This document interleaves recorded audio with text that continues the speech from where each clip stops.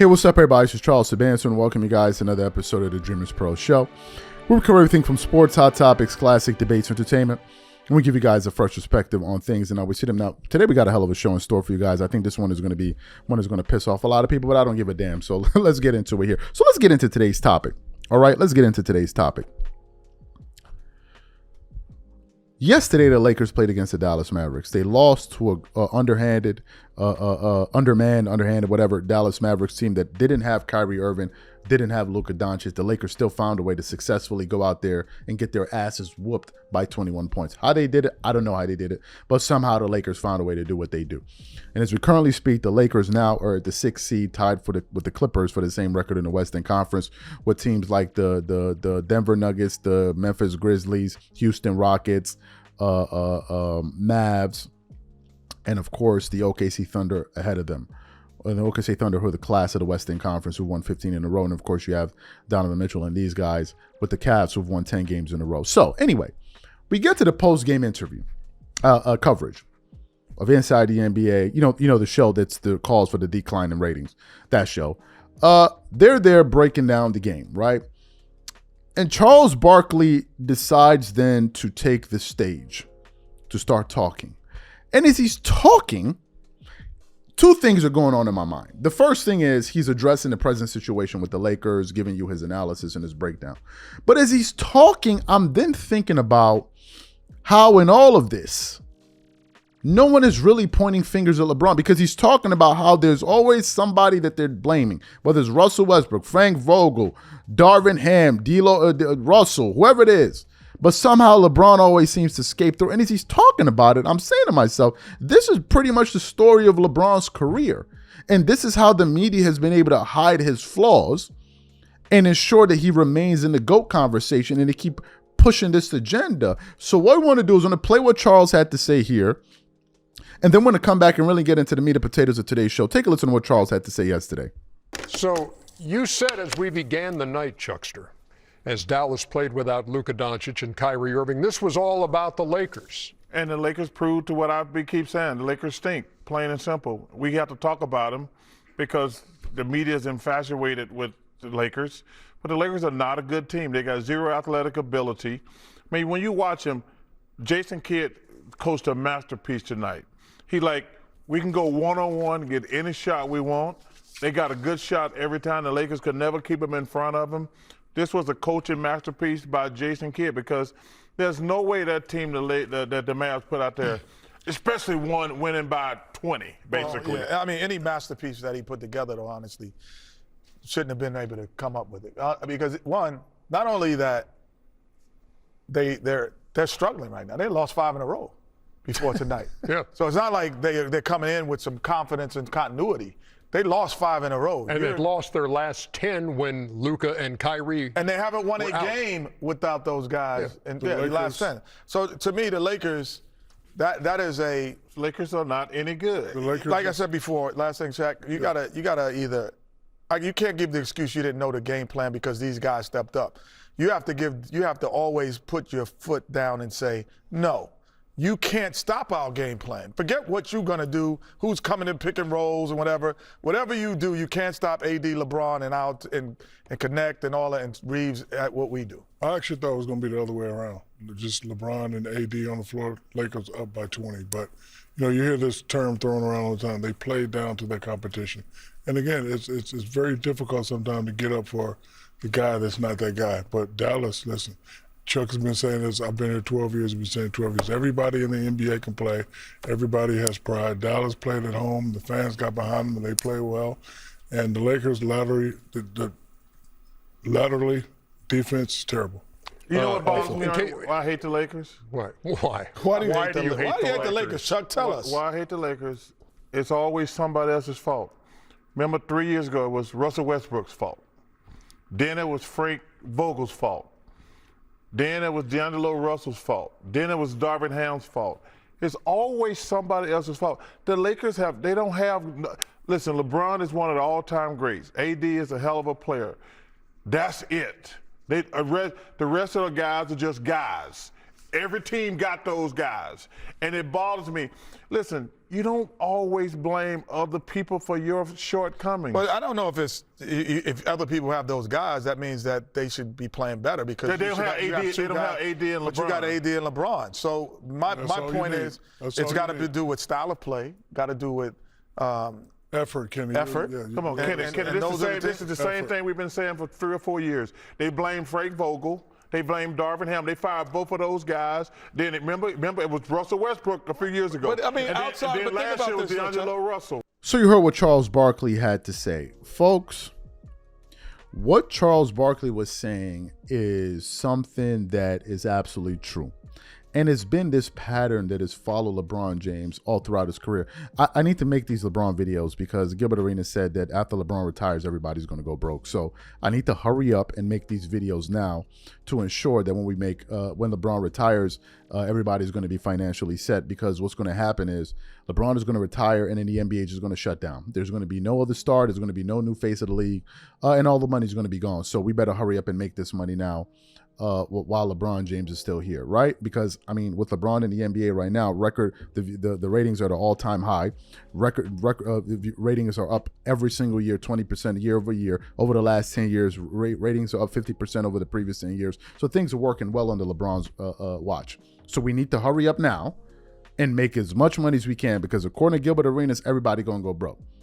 So we need to figure this thing out right now, because LeBron, his Lord and Savior, is the only one keeping everybody afloat. So I'm going to make as many LeBron videos as I need to make now to ensure that we're all financially set. So if you guys that don't like LeBron James, you better hurry up and make your money now, because the time he decides to retire, everybody going to be broke, even though Gilbert Arenas don't know anybody's financial background. I know what they came from. We didn't play in the NBA, but some of us are doing okay. But I just wanted to put that out there. So we need to hurry up and figure it out. Anyway, I digress. The point I'm trying to make is this. This has been the pattern with LeBron. And because the media has been able to hide these shortcomings, they found a way to somehow keep him next to Jordan. Because if they cover LeBron in his entirety with the good and the bad, then you will know that there's no way this guy should be next to LeBron, Jordan, because what other NBA player has had the amount of excuses made for? Think about this for a second. LeBron is the only player in NBA history that found his way in the top 5 with a losing record in the finals. LeBron is the only player in NBA history that has had more help than the majority of the top 10 players and underachieved more than almost all of them, and still found a way to make it in the top 5. Let's look at the top 5 players in NBA history. In most people's top 5, most of them have at least 5 rings. Most of them. You have Jordan, who has 6. You have Kareem, who has 6. You have Kobe, who has 5. You have Magic Johnson, who has 5. And then you can throw in Tim Duncan if you want. Tim Duncan has 5. If you want, you can throw in Larry Bird, although he has 3. But most of those guys have at least 4 to 5 rings. But LeBron fans want to move all of these guys out the way and bring LeBron all the way to the front of the line with his 4 rings, with a 40% winning record in the finals. If you look at the total combined all-star teammates that LeBron has had, in terms of all-star appearances, Jordan, for all of what y'all say about Jordan, the cumulative all-star appearances of his top-of-the-shelf teammates is 10. LeBron sits at 120 some stupid amount. So for a guy to have played with that much talent and achieved only 4 championships, and you dudes still find a way to twerk it up and pour honey all over your booties and bring him to the front of the line is incredible to me. And then what gets me is that you got people out there like Gilbert Arenas talking about all you make is hate content. And I keep saying, what about all the people that make their money off of twerking it up all day long for LeBron? You don't want to talk about that. The fact of the matter is the algorithm is geared towards people that twerk it up for LeBron in clutch sports. He's one of them. That's a fact. This is a fact. The biggest names in media are all LeBron James twerkers. All of them. Especially in basketball. All of them. They're all. So him saying that, oh, you like, bro, please, there's a lot of money in being a LeBron James worshiper. There's a lot of money in being a troll. and saying things to piss people off. And most of the people pushing back on this LeBron narrative are people that are saying, no, wait a minute. I don't think he's better than Jordan. Wait a minute. I don't think he should be ahead of Kobe. I don't think he should be ahead of Magic. I don't think he should be ahead of Kareem. But those people out there producing that content is viewed as hate. These guys want to collect everybody like Thanos and the damn Infinity Stone. They want everybody. Everybody. It's like you dudes ain't got enough. You want us too? You want us too? Gil and these guys are living in a delusion. Ax Marco, the co-founder of Dreamers Pro, for the first 3 years of our channel, we used to produce LeBron videos. They got no views. No views. The videos that was getting us views were Jordan videos and broader issues. It was only in the last 2 years we started getting LeBron videos to do well on our channel. Ax Marco. In 2020, 21, I'm like, bro, it makes no sense producing LeBron videos. I used to tell him, like, this makes no sense. A waste of time. We do his videos. They don't even get views. This is what I was telling him. It makes no sense producing this content.